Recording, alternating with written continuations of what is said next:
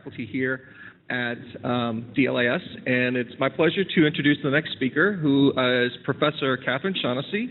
She's a member of the faculty here at St. John's Libraries. Her research interests focus on the ethical dimension of information and communications technologies, access and information, access and education, peace building, development, and preservation of human rights. She's a senior fellow for the university's Center for Teaching and Learning, where she works with faculty and students to integrate emerging technology literacies into teaching, research, and lifelong learning. She's also my wife. And so she's going to be talking to us today. She's also going to be talking to us today about digital public libraries. So without further ado, welcome, Kathryn. Thank you. Thank you, Professor Rue. You can see that he saved the best for last. I want to thank you guys for being here today. It's always really exciting to talk to other librarians because of the nature, the collaborative nature of librarians, especially when we're talking whether it's about public school or public library or school library, academic library, government archives, consortial institutions. What I really love about the nature of libraries and librarians is that they are concerned with information exchange. They're concerned with putting people in touch with the resources that they need, and hopefully in a way that limits barriers as much as possible. So I believe that librarians really are on the forefront, as Michelle said. We are basically social service providers. And I very much agree with the notion that has been presented here before, which is that we are just active members of our communities, and we're community facilitators. So one of the things that I cannot be more excited about then is the Digital Public Library of America, which, if you have not yet looked into it, it is tremendous. What is even more tremendous is that it is the end product of a lot of librarians and information exchange people who really care to make sure that the resources, books, images, videos, and cultural heritage items that are part of America's rich resources are more openly available to everyone in America with as low a barrier as access as possible. So when she said it's an exciting time to be a librarian, no kidding. It's a great time to be a DLIS student. It's a great time to be a librarian. It's a great time to be anyone who thought that the internet would be this great channel of change and access, because Digital Public Library of America is actually kind of fulfilling that dream. And we are here when it's happening.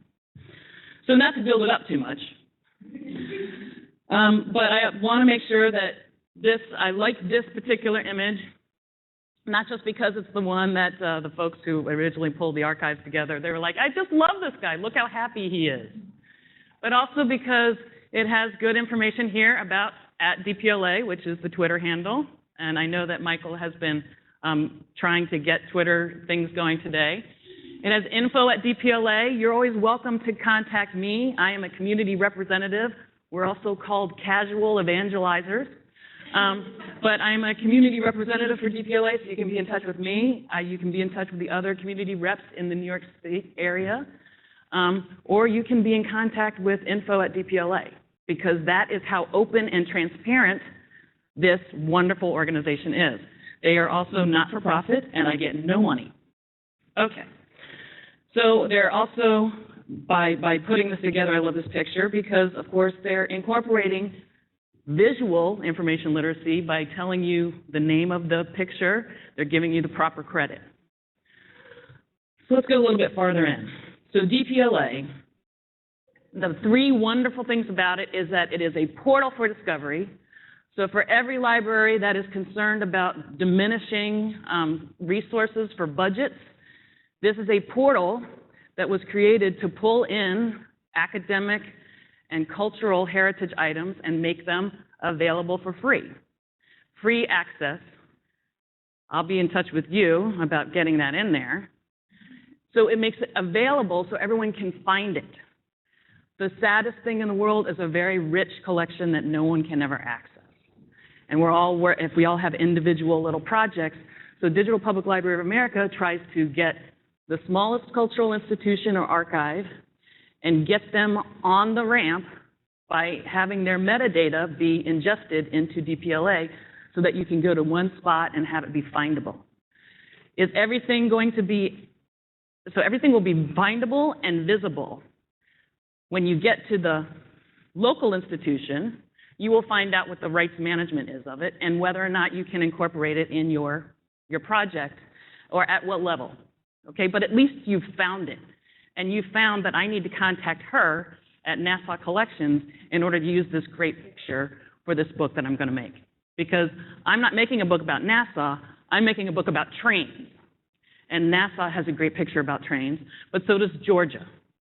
And so I go to Digital Public Library of America to find it. It is a portal.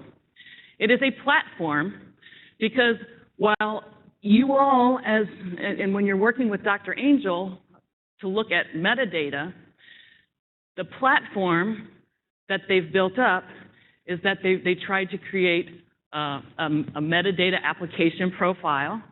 That means that as long as you know about this profile, even if it's not going to go into DPLA right now, as information professionals, we're aware that this profile exists. So no matter how small your collection is, it could eventually go into DPLA.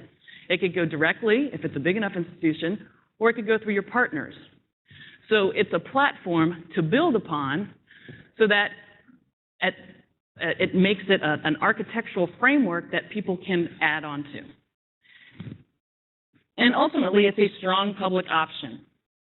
This notion of making sure that there are as few barriers as possible means that they wanted to make not just the framework itself open and open access, but also that the process by which it was built was open and transparent. So they've been having conference calls, and they ask for input all the time, and they always put out there on their website and blog what's going on and what projects are currently being undertaken so that you can contribute at any time. You can see what's going on at any time. And the strong public option, the idea is so that you build up this, we are all potential users and contributors to this nationwide platform that is also then has a robust information architecture enough that it can be interoperable with Europeana. It can be interoperable with New Zealand's Trove. So now we're not just talking about a really wonderful, robust national public library with all of the principles that implies, but an international resource that we all can use. Okay, but again, not to build it up too much. So it's a portal for discovery, and we can go through a live demonstration, but because I want you all to know about the structure of what goes on behind it and how you can contribute, let's just go a little bit into the portal, the platform, and the public option, and then we can go into the display. So you can explore through time of all of the items that are ingested, the metadata that is attached to them. If that metadata has dates in it associated with it, when you search for something, you can search through it on a timeline. Not every object that goes into DPLA has a date as metadata, but this is one of the value-added things that DPLA can work on to clean up the data. You can browse by place.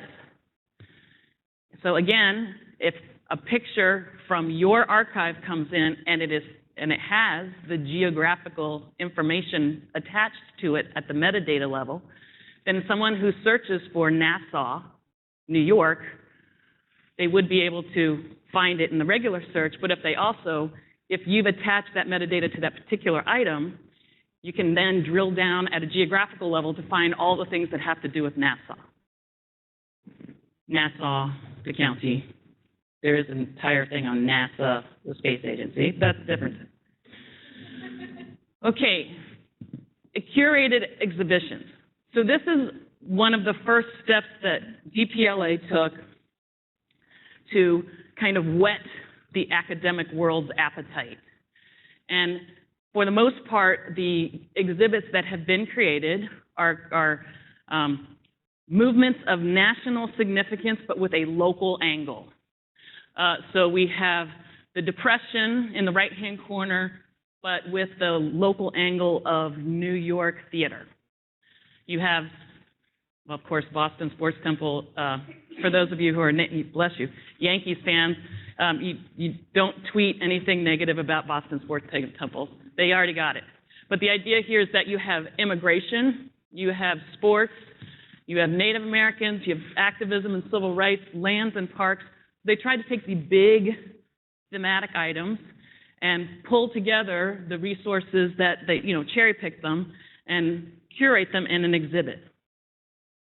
It might be worth noting that the one in the upper right-hand corner, The Show Must Go On, was actually curated by a class at Pratt.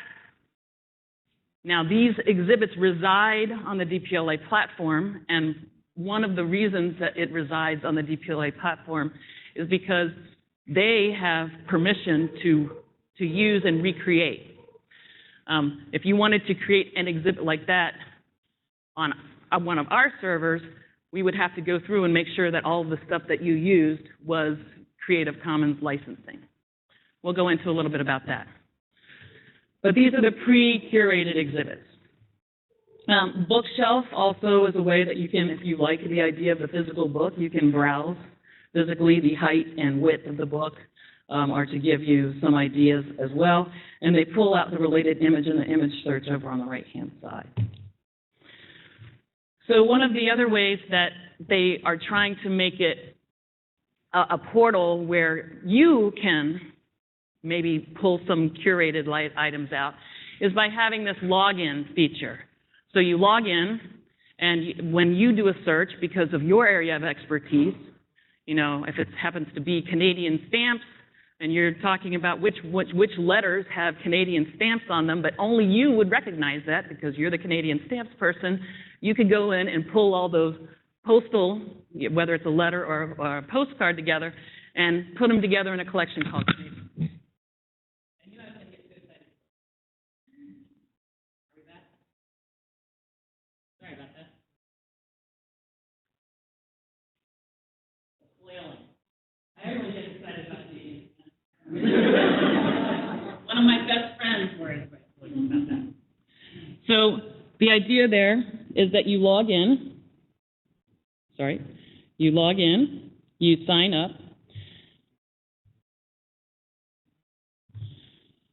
and all you have to do is put in an email address. It could be you want it to be a functional email address, and a handle. And this is a way that they get feedback from you as users. And we'll talk a little bit about what the next steps are for DPLA. But the folks at the back end of DPLA, they see collections that you pull together, and they can be in contact with you. Thank you.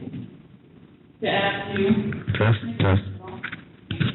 To ask you, I see that you pulled together this really great list of resources. That would be great for you to talk about curating this. All right, one more time.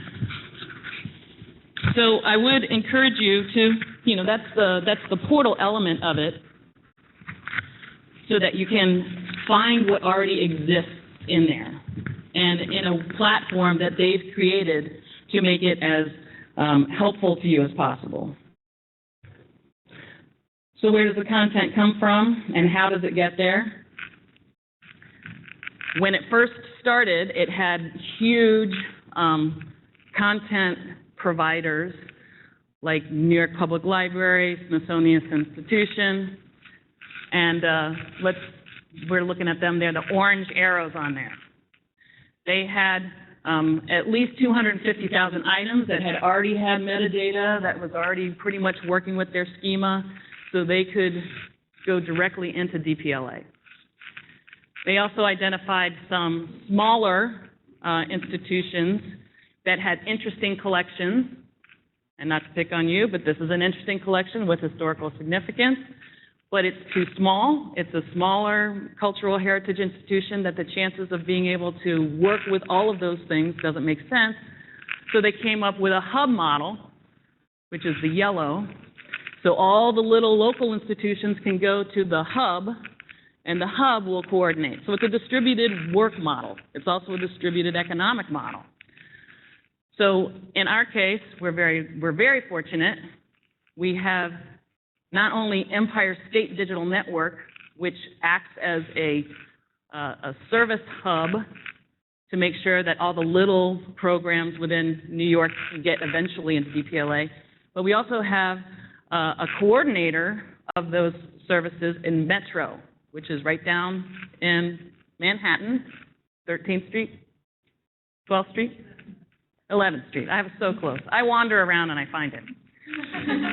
So the idea here is that those service hubs help the smaller cultural institutions get up to speed, whether it's for scanning or adding the metadata or helping to put together events where people come into a public library and they bring in their cultural artifacts. It could be a book, it could be a picture, it could be a recipe, it could be a letter. And so those are those kind of community events that publics, a public community, they know their community well and they have a really neat collection of something that isn't already in an archive, it's in their house. But if you pull everybody together and say, if you bring together all the pictures you have of stickball in your neighborhood in New York, then we can put together this history of stickball and all throughout New York. So the idea here is that each individual public library, chances of them being able to do that is very slim without a distributed work model. And Metro helps facilitate that. They help train you. They put you in touch with community reps. They put you in touch with people who have run hackathons or have run these kinds of events before so that you can have it in your community. So the content comes from the big providers. Internet Archive, I don't know if you all saw the Internet Archive just expanded recently to include, so for International Gaming Day, they now include game in their Internet Archive arcade. So we can look forward to perhaps more of that, but these are the types of items that where they were large institutions, they already had the metadata, so it could just go ingest it in. It went from, I think, 6 service providers to about 12 content hubs. The service hubs, as I mentioned, Empire State Digital Network is the New York State one, and Metro is our local one, that they allow smaller institutions to not only learn how to do these things, but also then maybe apply for grants. So we're talking about a distributed funding model as well. You can't always go to DPLA and say, hey, I have this great project, but you can go to the local hub and say, hey, can you at least help me with some way to find funding to do this? So now, this is the state of affairs. And DPLA had a lot of time and energy and money and thought that went into it before it launched. It launched in April of 2012. As of October of 2014, the states that are in orange have service hubs, and New York is one of them. The ones that are in blue have nothing, unless they have a dot. So California, as you can see, has some content hubs, and they have some hubs in development. So the good news is that the infrastructure, all the thought that went into the infrastructure of this is working. It's expanding. What they want to do is work to make sure that there's more of these content hubs and service hubs. And this is, again, where librarians, being collaborative and being networky type people, if now you know about DPLA, and you know that your friend who works in Illinois works at a library or an organization that has an amazing collection, that they should be in touch either with their service hub, or they should be in contact with DPLA to see if there's some other way that they can get it in. They're trying to create service hubs for each state, though. So to the extent that we can network with our colleagues in other areas of the country, depending on where you're from, and let them know about this, talk to them about the process, and there's a link on the website to be a hub. This way you get the information out so that we can get, which is another important thing, more articles in there from underserved states, but also from underrepresented communities and collections. So, not surprisingly, New York Public Library or California State Digital Library, you're going to get lots of good stuff, but it really would be interesting to see what Oklahoma has. Oklahoma has stuff, right? So it's not representing the whole of the United States yet, so let's work on that, okay? The idea is the ponds, lakes, oceans. So moving forward, the collection is very, at this point, text and image heavy. They understand that. And again, we're looking for cultural heritage items, so they're trying to get more emphasis on audio and video. You know how difficult it is to digitize video. You know how difficult it is to manage the digital rights and the copyrights that are associated with video.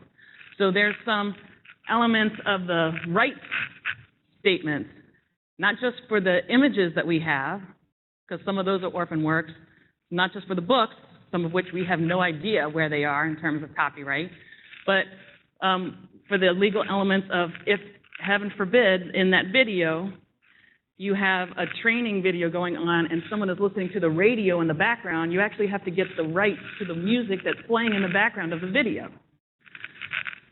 So they are looking at getting modified legal statements, and they're working with Europeana on rights statements. Right now, of all the 8 million items that are in DPLA, there are roughly 26,000 different types of rights statements. They're trying to get it down to 20. And again, they're working with Europeana, who've already kind of blazed the trail here, but that's where we're going. So, if you know about copyrights, if you know about different types of media, this is an opportunity for your expertise. If you know people who know this stuff, this is an opportunity for you to tell them, hey, they have these open calls, and you could lend your voice in terms of expertise because it's this open, transparent group.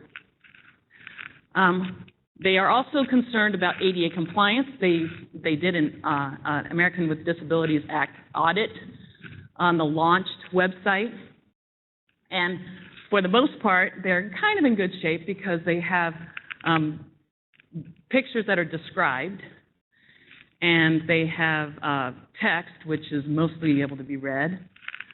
But to the extent that you want to add more audio or video, to the extent that you have letters that don't have transcripts, you want to be able to provide alternative methods of making those things accessible. Remember, we're trying to lower the barriers to access.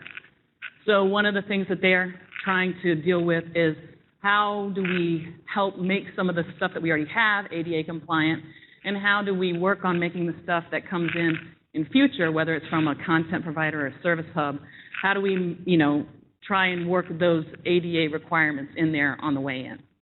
So there's still a lot to do. And as a group of information professionals who are also concerned in making sure that it works, I would just encourage you to think about what you know, think about what you can contribute, think about how you can use it, and where you can be in terms of making this grow.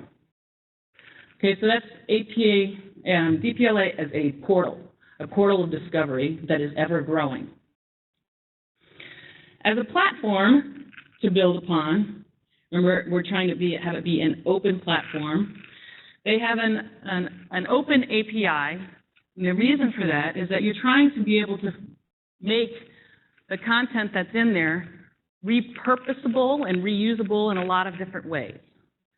So one of the value-added things that DPLA does is it takes metadata from a bunch of institutions and it normalizes it according to its metadata application profile. And then it makes it available so that depending upon how technical you are and how technical you want to be, you can extract that metadata and remash it and repurpose it and make that information discoverable in a different way. So they made the platform as open as possible so that to the extent that your creativity and your innovation could reuse that information in some way, you're in good shape. So if you go to the DPLA platform, you can bulk download metadata records from any of the depositing institutions. And one of the things that one of the requirements they have of the depositing institutions is that this will be okay. Again, remember, DPLA is a metadata repository, and when you're searching through DPLA, you are getting basically pointers back to the original institution. So this metadata doesn't give you access to all of the items that that institution contributed. It gives you access to the metadata that that institution distributed. But because DPLA, let me go back up, DPLA has thumbnails of all the things that are available, your repurposing it would allow the manipulation of the metadata to redisplay and be accessible and findable in various different venues. I mentioned, again, to the extent that something doesn't have geographic coordinates or geographic information on an item, that's one of the things that DPLA does to enhance the metadata. And so to that end, there is a portal on the platform that says for developers, and so you can go in, look at all the API, depending upon how excited you are about techie stuff, you can repurpose it to your heart's content. As with most things, because it's a public option, they also want to make sure that you credit the institutions, you credit DPLA, and that if you end up using items from the collections in these various institutions, that you work with them to see what of the 26,000 licensing possibilities that you are in compliance with. But that brings us, so we have it as a portal, we have it as a platform, and as a public option. And again, one of the reasons that we're trying to make information available and lower those access barrier is because of a real option to make sure that that which is publicly of value can be as accessible as possible. So they do work with other institutions, and again, if you have an open project that you think would work with DPLA, that's great. But Creative Commons, if you're not already familiar with it, they're working with Creative Commons because Creative Commons gives little subsets of various different sites that you might already be familiar with, Flickr and Google Images, Jamendo for music, SoundCloud, because to the extent that people have ingested their own objects into these repositories, if I put something onto Flickr, when I upload it, Flickr prompts me to give a copyright or a rights licensing option. I'm losing my words here.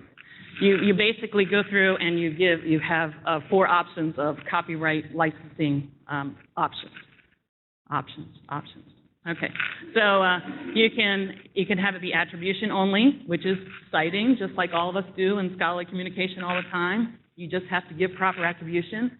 You have to indicate whether or not it's okay for people to remix it or remash it. So, you know, we're coming up on the Mr. Rogers, but every time that there's a disaster, there's those pictures of Mr. Rogers saying, "My mother told me to look for the people who help."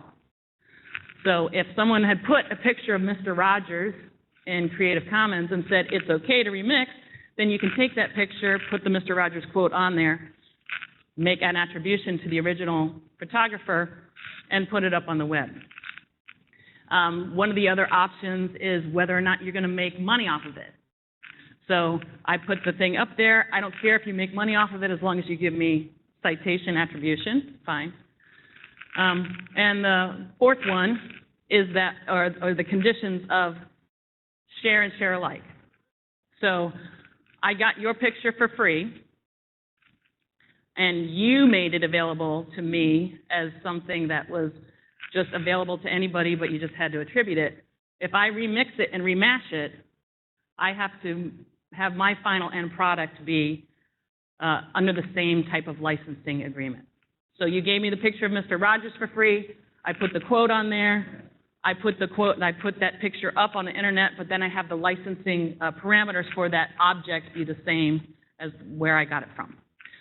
So Creative Commons is one of the types of institution that is worried about public option, is promoting an open public option.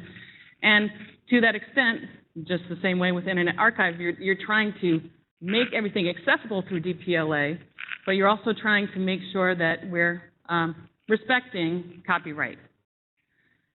At the same time, we also need to, as information professionals and people who care about access, be actively working with government to talk about what orphan works means, or what copyright means in an age of remixing and remashing, and what we want it to mean and what it might not mean anymore because things have changed a little bit. So making yourself aware of that is good, and knowing that DPLA and these other types of projects to create an open environment is what we believe is part of that notion, fundamental notion of a public library for everybody. Also, just notice up here a couple other projects, the History Harvest. This is out of a university, and they organize the kind of activities I was talking about, where you have the community members bring in items of historical significance into the library. They tell a story about it, they capture it digitally in some way, and then they give the item back to the community member, but you're beginning to curate a local collection. This is out of another university. There's no reason why we couldn't have it out of ours. Unglue It is like Kickstarter for books. The book is available. You say, I would make it freely accessible if I get this amount of money. So $5,000 is what it costs to make it digital. If I get $5,000, then I'll just make it freely accessible. DPLA sees itself as contributing to this future of scholarly communication. Additionally, they are working mostly with cultural archives institutions, but this open initiative amongst galleries, libraries, archives, and museums is just a continuation on the theme. So what we have is a network, a national network that DPLA is building up.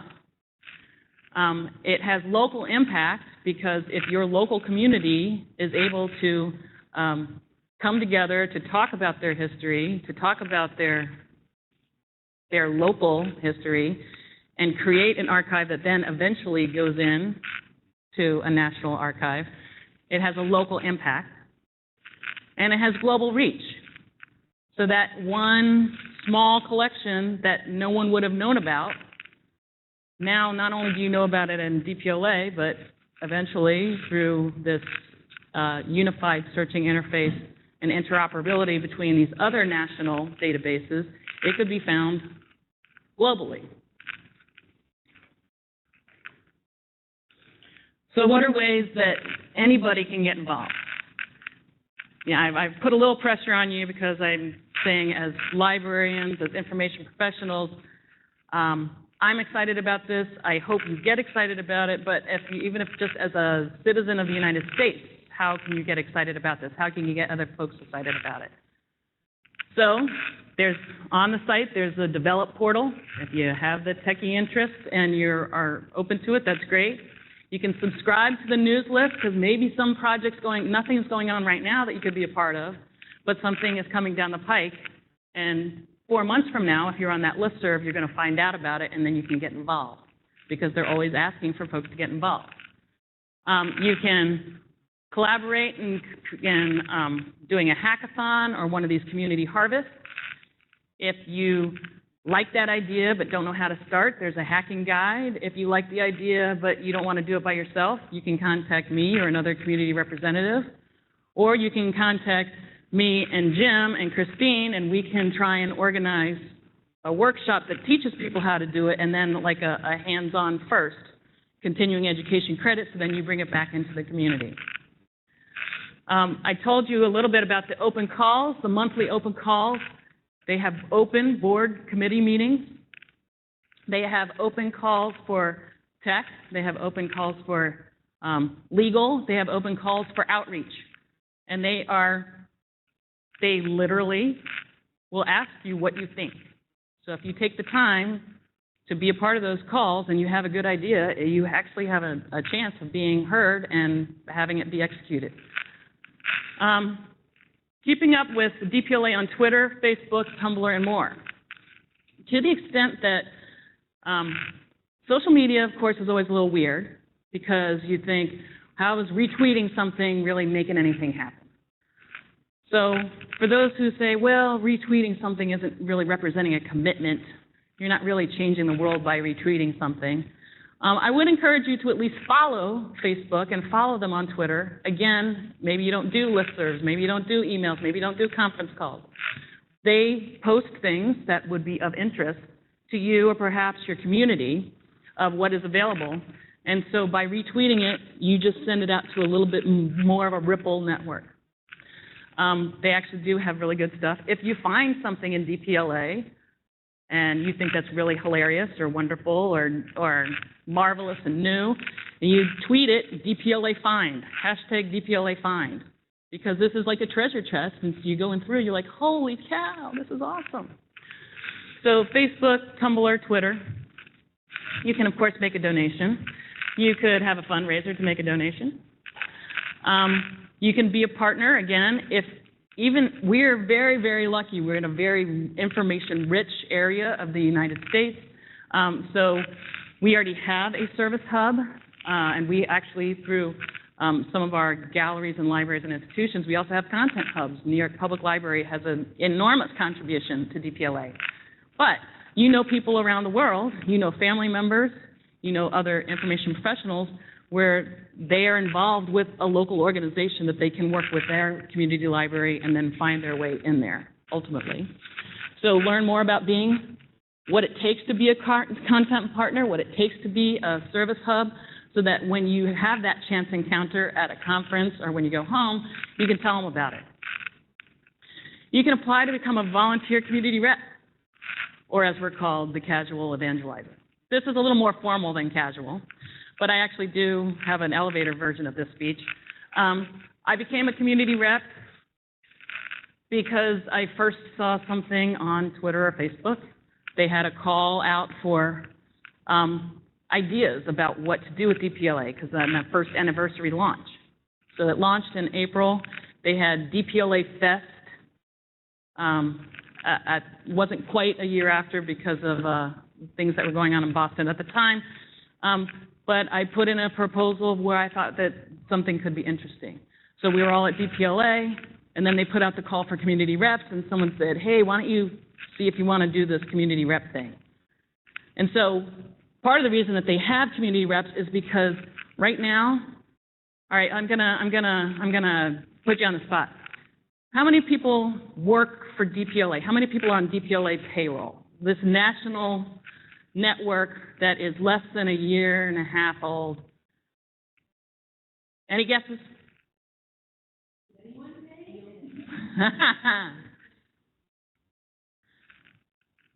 Right now, 11 people. Initially, it was 3. But the community reps are unofficial volunteers. We're now we have 2 sets of reps now. That's 200 that are volunteers. And of course, you have all the people who, before they even launched DPLA, were consulted and asked questions and polled. They do insight polls. If you make an effort to reach them and you have an idea, they generally get back to you and say, hey, how do you see this fleshing out? We can't say that's going to be part of the strategic plan for the next 4 years, but how do you see this fleshing out? How do you think it could work out in relationship to the content partners or the service hubs? So you could become a community rep, or you could just go back to your library and have a workshop on DPLA. You could go back to your library and talk to your other library faculty and staff about this resource that's available. Lots of primary resource material on here.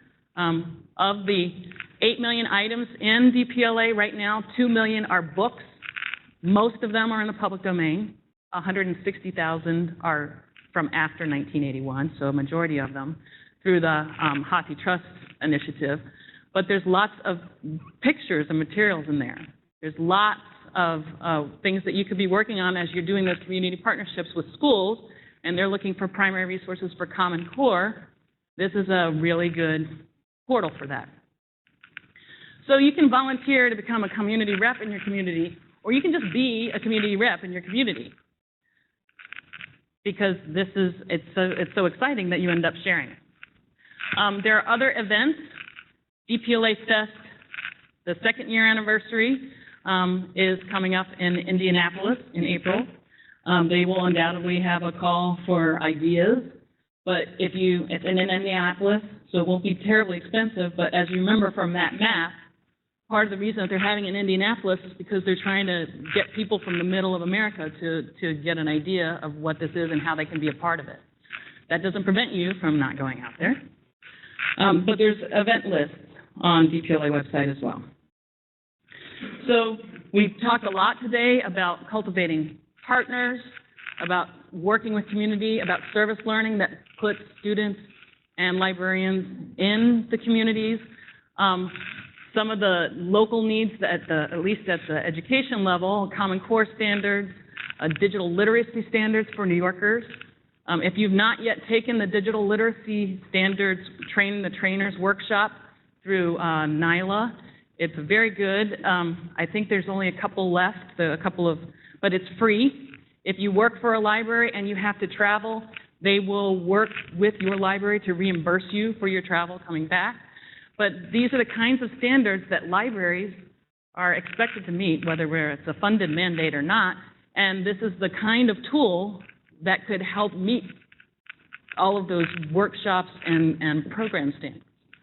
So they'd be learning a little bit about information literacy. They'd be learning a little bit about technology literacy when you're talking about how things go in and how things come out. In terms of the IMLS 21st Century Skills that librarians are asked to apply in the field, that's great. You learn a little bit more about copyright and orphan works and why you should care, why they should care. And I've often found that if you're working with non-scholars, they get upset if you plagiarize a tweet. Like there's a hashtag plagiarism in Twitter. Look it up, it's funny. But the idea is that, the citation and giving proper attribution, they only care about it when they're the victim of it. So this idea of DPLA where you're creating this network of, wow, this is great, it's discoverable, I go back to the initial institution and I find out who did it and why I need to look at the rights management and how I can use this information to match it up for an exhibit or make it into a list. So I think that there's lots of collaborative ideas that we can work with within libraries, amongst librarians, and I'm happy to be a part of that. I'm happy to just give you the information and let you run with it. I think if there's enough of us here and there's a critical mass and we want to have a local organization right here, we can do that where we come up with workshops and tutorials, et cetera, and that distributes the burden for all the other libraries that don't have those kinds of resources. So get involved in casual evangelization using those DPLA portal lists. Again, another way, social media, just even retweeting helps a lot, and you might learn a little something. They have kind of a historical, this day in history type thing with DPLA finds. Use your library networks, lend your own expertise. And one of the other things is that at this point, I mentioned that they're working on finding a way to value-add metadata at the local level. That's not really possible right now because, you want the metadata attached to the item. And so if you just went into DPLA and added tags, it wouldn't be added to the item at the local institution level. But some of those local institutions do have added tag to it, one of which is the Smithsonian. So to the extent that you find something that you think is really good, and then you find a collection that you think is really good, and they have that added tag element at the local level, at the institution level, then maybe you can organize a group of experts to go in and tag that collection. So there's lots of ways to get involved, whether it's just using it and telling other people how to use it. If you put together an exhibition or you have an idea of how it can be used in the classroom, that's a way you can do the professional development for faculty members and for other librarians. You save the date, Indianapolis, April 17th and 18th. You have frequent flyer points and you can get out there. It's a Thursday and a Friday. And I'm happy to answer questions, whether it's technical questions. I'll try to answer them. I wish Christine were here. But if you have any questions in general, I'm happy to answer some. If you have questions and you want to contact directly DPLA, info@DPLA, one of the 11 people, probably will be one of 2 people we'll get back to you, on Twitter on DPLA. So thank you very much. We can go into looking at the portal a little bit if you want, or if you've already used the portal and you just want to know more about how you can be involved, that's fine too. Chicken time. All right. Any questions? Yes. Do you want to use the microphone?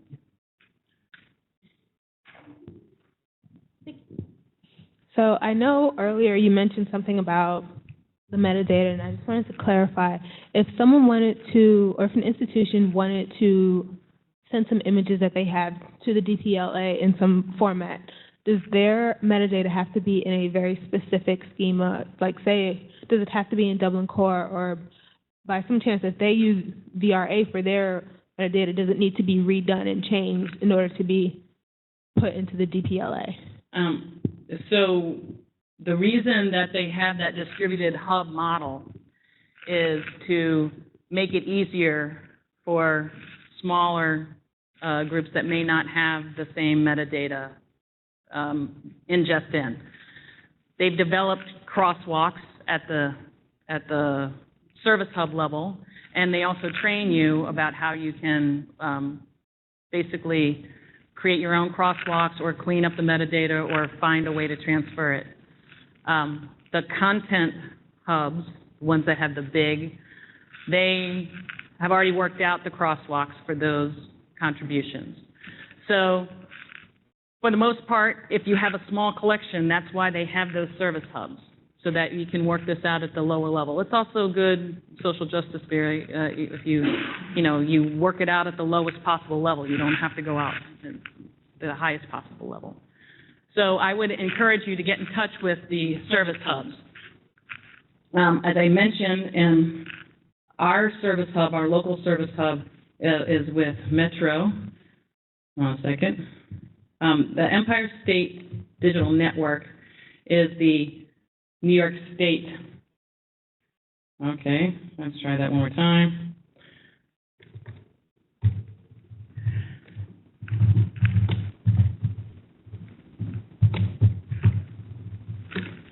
Emprise, okay, the old public spelling. There we go.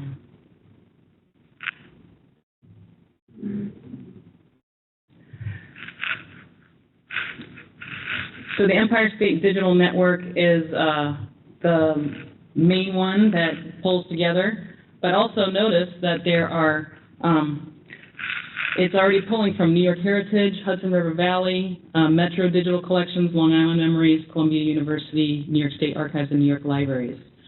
So the service hubs,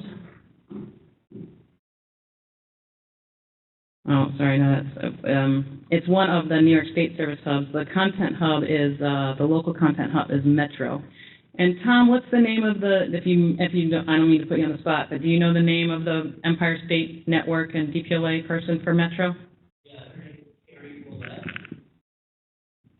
Carrie Willett is the manager. She has 2 people under her. One is for technology and the other is for metadata. Okay, I think it's,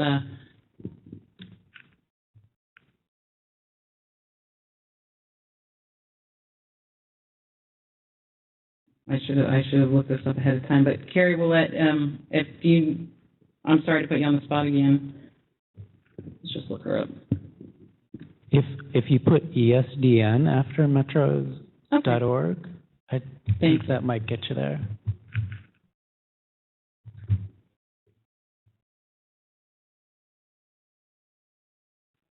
There you go.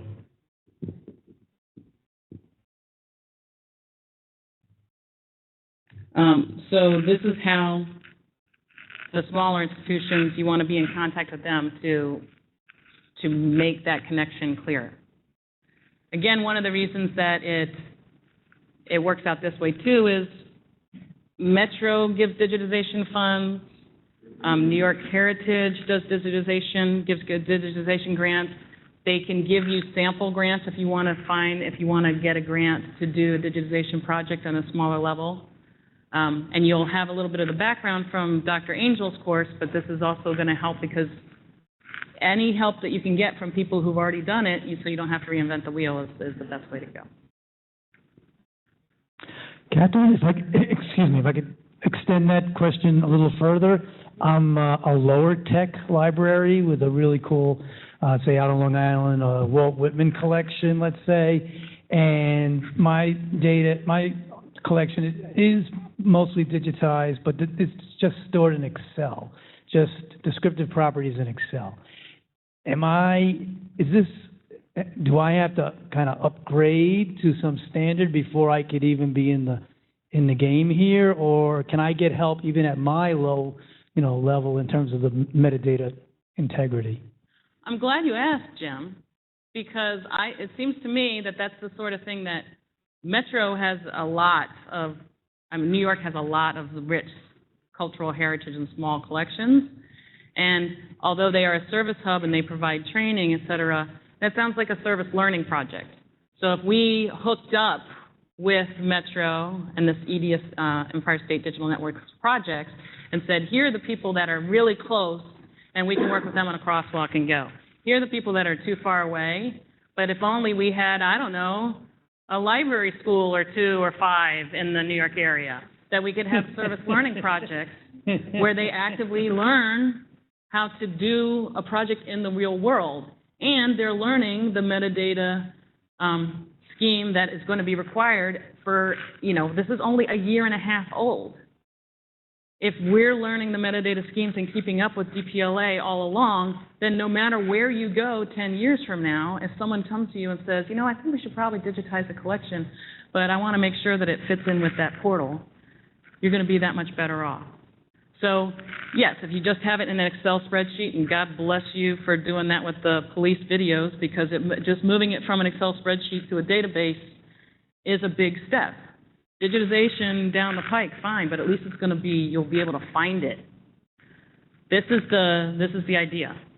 So, database spreadsheet, give it to DLIS students, let them, run amok with it. Then we hand it over to Metro, and they teach not just the graduate students, but that local institution. Okay, so when more stuff comes in, this is how you might want to handle it, and this is how. Did I do it again? I'm sorry. Oh, for heaven's sake! That's what happens when I get too excited. So I'm glad you asked, and this is another way that I think that libraries and librarians can get involved. It also is open to, if we made it open to alumni, it would be a great alumni service learning element as well. So to that extent also, it is Public Library of America. It does have a donate button at the top, but we all have our various fiscal issues. So let me just show you something else here. It is free. Everything is access free. If you do want to donate, I encourage you to donate your time and your talent. If you want to donate your treasure, you can do that here as well. I have over on the table, if you are a shy evangelizer, you have stickers. Okay, there's stickers over there for you. I put mine on my computer so that when I'm someplace and someone says, hey, what's DPLA? Or do they regret asking that? But I give them the 2-minute elevator speech, and I pull up something interesting. So if you're shy and you just want a sticker to put someplace on your desk, that's fine. That's over there. If you are shy and you just want a sticker and you're not sure that you ever really want to do anything, but you have a question that 2 years from now you're going to want an answer to, my cards are over there. If you have an idea that you want to be more involved in something and you think there's a critical mass here, then why don't you use one of those little pieces of paper in the middle of the tables and the pen and just leave some contact information, and I'll create a little mini group of people, DPLA enthusiasts of Queens, and take a button. And then at the end of the session, the end of the program, we'll pull whoever has said, I'm going to be involved, and you'll get the DPLA water jug, which is all free. Thank you, Dan and Frankie and Kenny, for giving us the swag for today. And feel free to come by and talk to me at lunch or be in touch if you're shy. Email, tweet, go to town. Okay, I know that we're at the 12:30 mark, and I know you want to keep things running smoothly. So if you have any questions, feel free to be in touch. Okay?